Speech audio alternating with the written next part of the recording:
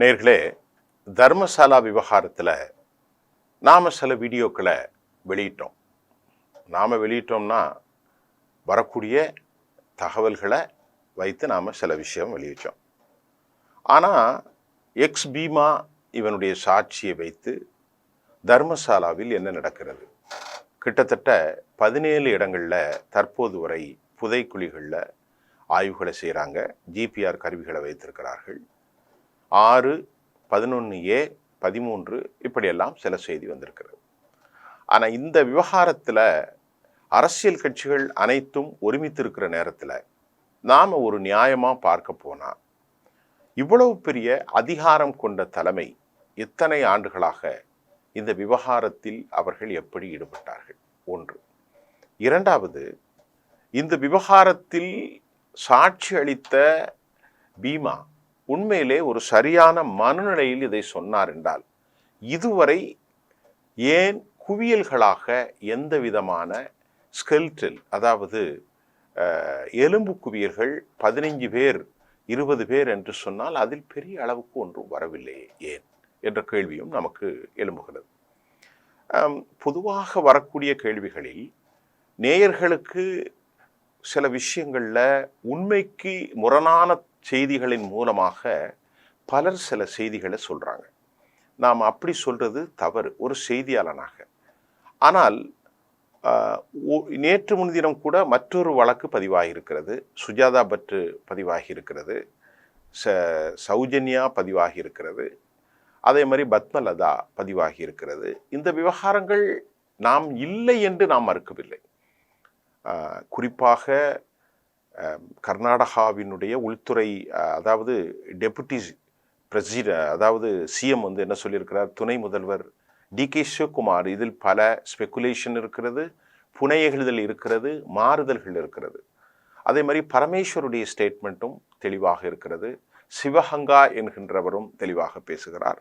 அதே மாதிரி விஸ்வநாத் மற்றும் சுனில்குமார் போன்றவர்களும் தர்மசாலாவுக்கு ஆதரவாக கருத்துக்களை வைத்திருக்கிறார்கள். காங்கிரஸ் கட்சியும் ஆதரவாகத்தான் இருக்கிறார்கள், பாரதிய ஜனதாவும் ஆதரவாகத்தான் இருக்கிறார்கள். ஏனால் அது ஒரு பெரிய அதிகார வலயம். தேவேகவுடா கட்சியும் ஆதரவாகத்தான் இருப்பார்கள். மிக அதிகமாக இந்து நம்பிக்கை கொண்ட மடங்கள் அதிகம் உள்ள அந்த மாநிலத்தில் உலகம் முழுவதும் பரபரப்பாகி பல நூறு வருஷங்களாக புகழ்பெற்ற ஒரு சிவாலயத்திற்கு இப்படிப்பட்ட கரைகள் வருவதை அவர்கள் விரும்ப மாட்டார்கள். ஆனாலும் நீதியாக பார்த்தால் சிவாலயமோ விஷ்ணு ஆலயமோ வைஷ்ணவ அனுஷ்டானங்களோ சைவமோ அது பிரச்சனை அல்ல. பிரச்சனை என்பது ஒரு பெரிய சிவாலயத்தி கோயிலாக, இந்து அறநிலை கோயிலாக இருந்தால் அங்கே நிர்வாகிப்பவர்கள் இந்த தவறுகளை செய்கின்ற போது அது இந்து மதம் மட்டுமல்ல, இஸ்லாம் மட்டுமல்ல, பௌத்தம், சீக்கியம், கிறிஸ்தவம், ஜெயினம் எல்லாரும் கண்டிப்பாக தண்டிக்கப்பட வேண்டும். ஏனென்று சொன்னால் செய்பவர்கள், வன்புணர்வுக்கு உட்படுத்துபவர்கள் அதிகார மட்டத்தில் இருந்தாலும் இந்திய இறையாண்மை கொண்ட சட்டம் அவர்கள் கண்டிப்பாக தண்டிக்கப்பட வேண்டும் என தெளிவாக சொல்லியிருக்கிறது. அந்த அடிப்படையில் இந்த தண்டனைக்கான ஆதாரங்களோடு இவ்வளவு பெரும் பரபரப்போடு மக்கள் கூட்டங்கள், கன்வெர்ஜென்ஸ், அனைவரும் ஒன்றிணைந்து ஒரு SIT, அதாவது ஸ்பெஷல் இன்வெஸ்டிகேஷன் டீம் அற்புதமான வேலைகளை செய்து கொண்டிருந்தது. இங்கே ஒரு சிக்கல் என்னவென்றால், பீமா கூறியது போல மாஸ் கிரேவ் யார்டிலிருந்து பெரிய அளவில் எலும்புகள் இதுவரை கிடைக்கவில்லை என்பது பல சந்தேகங்களை, பலவிதமான ஐயப்பாடுகளை ஏற்படுத்தும் என்பதுதான் உண்மை. அதற்காக பீமா எக்ஸ், அந்த தலித் சகோதரர், அந்த புதைக்குழிகளை தோண்டியவர் ஒட்டுமொத்தமாக பொய் சொல்கிறார் என்று நாம் அதை தவிர்த்து விடுவதற்கும் வாய்ப்புகள் இல்லை.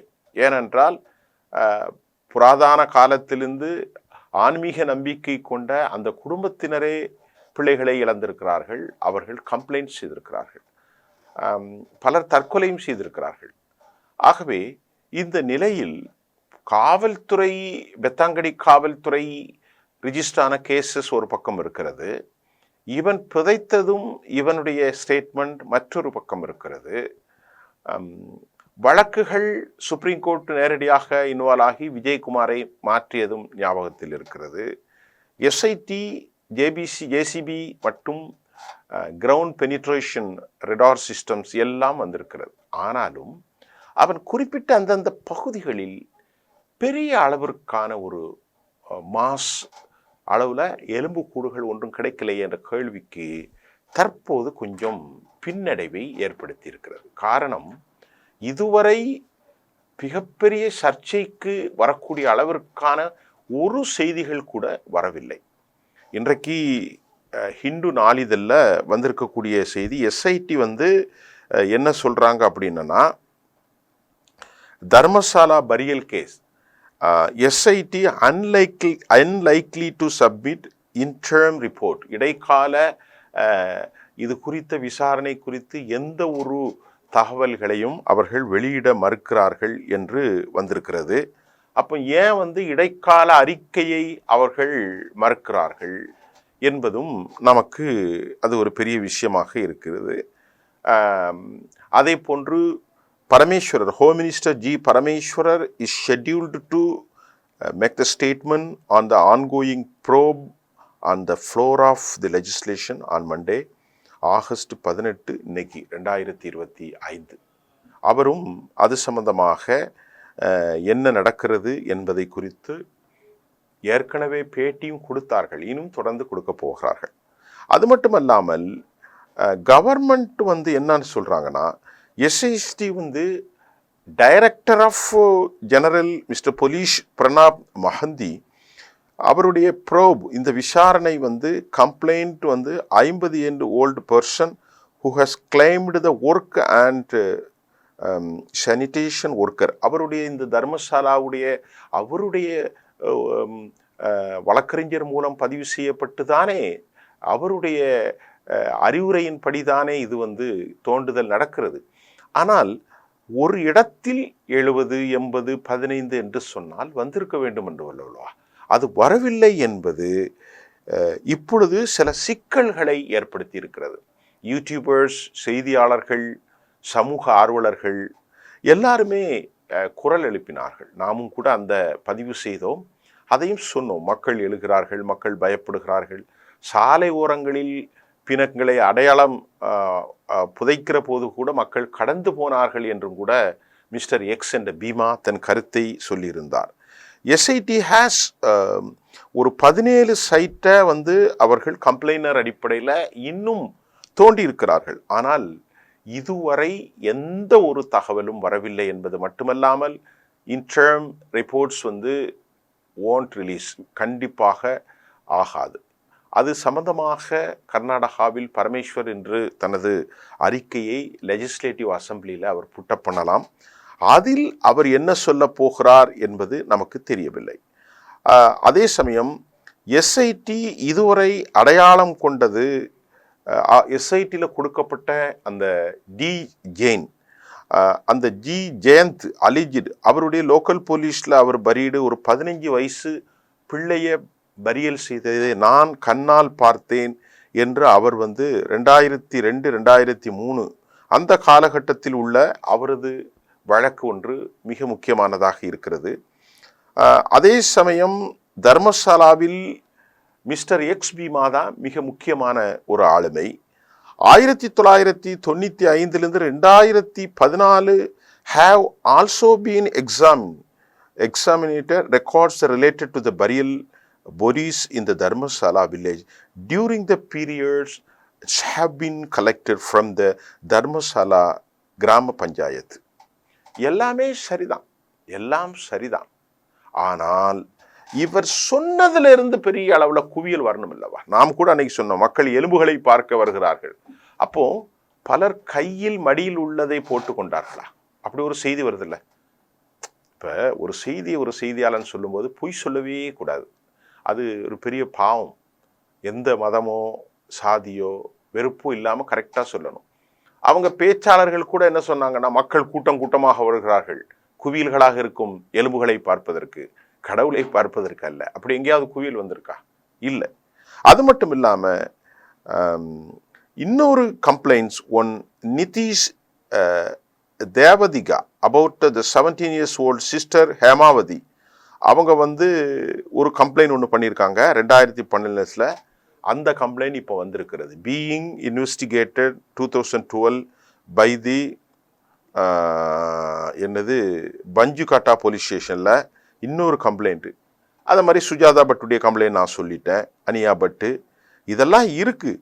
ஆனாலும் இப்போ நான் சொன்னக்கூடிய இந்த 2018 17 வயசு 17 வயசு ஓல்டு சிஸ்டர் ஹேமாவதியினுடைய மரணம் ஒன்று, அனியா பட்டுடைய மரணம் ஒன்று, பத்மலதாவுடைய மரணம் ஒன்று, 3. இந்த 3மே சிறு குழந்தைகள்.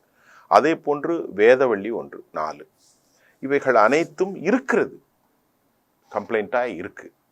இந்த கம்ப்ளைண்ட்டாக இருந்தாலும் ஒரு மாசா வரக்கூடிய செய்திகள் ஒன்றும் இல்லை. ஆகவே அதிகார வலிமை இதிலிருந்து தப்புமா, அல்லது அதிகார வலிமை இல்லாமல் வேறு ரவுடி கும்பல்கள் இந்த வேலையை செய்தார்களா? பல சந்தேகம் வருது. நல்லா கவனித்துக் கொள்ளுங்கள். மிகப்பெரிய ஜெயின் சமூகத்தை சார்ந்தவர், நாடாளுமன்றத்தின் எம்பி, 5 தலைமுறைகளாக, எத்தனையோ தலைமுறைகளாக இருக்கிறார்கள். அவருடைய மாமா பிரபாகரன் ஜெயின், அவருடைய தம்பி ஹர்ஷித் குமார் ஜெயின், அவருடைய மகன் மிசைல் ஜெயின், அவனுடைய நண்பர்கள் உதய் ஜெயின். இந்த செய்தியெல்லாம் நாம் சொன்னோம்.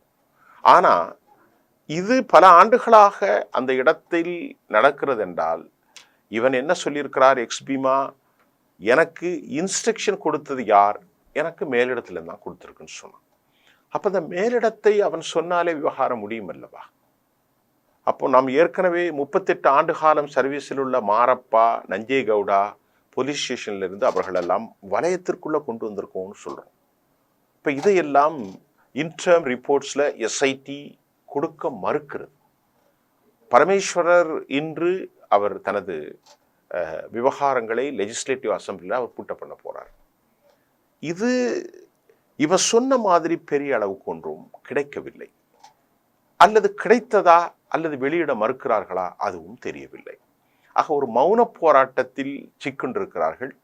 அதல்லாம இந்த தாய் சகோதரிகள் பத்மலதா, நான் சொன்னது ஹேமாவதி, நான் சொன்ன அனியா பட்டு, இவர்கள் என்ன ஆனார்கள்? இந்த பிள்ளைகள் எல்லாம் சௌஜன்யா, இவர்களுக்கு பின்னால் எந்த ஒரு கயவர்கள் கும்பல் இருந்தது? ஆக மர்மம் எதுவுமே தெரியாமல் சென்று கொண்டிருக்கிறது. இதுதான் உண்மை. இந்த ஹிந்துவில் வந்த செய்தியை உங்களுக்கு நான் சொல்லியிருக்கேன். அடுத்த செய்தி ரொம்ப ஆதாரத்தோடு தான் சொல்லணும். ஏன்னா மக்களை நம்ம ஏமாற்றுவதற்கு பொய்களை சொன்னால் அது ஒரு தரம் இல்லாத செய்திகளாக ஆகிவிடும். உண்மையில் என்ன நடக்க போகிறது? மிகப்பெரிய அதிகார வர்க்கம் அவர்களுக்கு ஆதரவாக இருக்கிறது என்று சொன்னாலும் எவிடன்ஸு ரெக்கார்டில் மட்டும்தான் தண்டனை பெற்று தரும்.